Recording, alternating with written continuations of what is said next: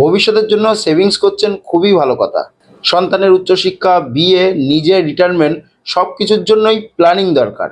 যারা এই দূরের পরিকল্পনা করছেন তাদের সবাইকেই সাধুবাদ। কিন্তু একটা প্রশ্ন, ভবিষ্যতের কথা ভাবতে গিয়ে বর্তমানকে ভুলে যাচ্ছেন না তো? কারণ যে ইনকামের ওপর দাঁড়িয়ে এই প্ল্যানিংগুলো করছেন, সেই ইনকামটা কি সুরক্ষিত? জীবন সবসময় প্ল্যান মেনে চলে না।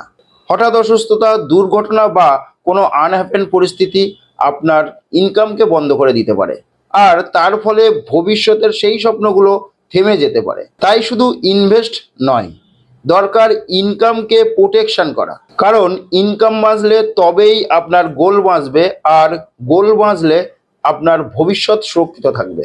তাই আজকের দিনের ছোট্ট প্রোটেকশন আগামী দিনের বড় বড় স্বপ্নগুলোকে নিরাপদ রাখতে পারে। আর এই বিষয়গুলো নিয়ে বিস্তারিত জানতে চাইলে আমরা তো রইলাম আপনার পাশে। বিশ্বাস ক্যাপিটাল জাস্ট একটি কলের দূরত্বে আপনার জন্য অপেক্ষা করছে। ধন্যবাদ।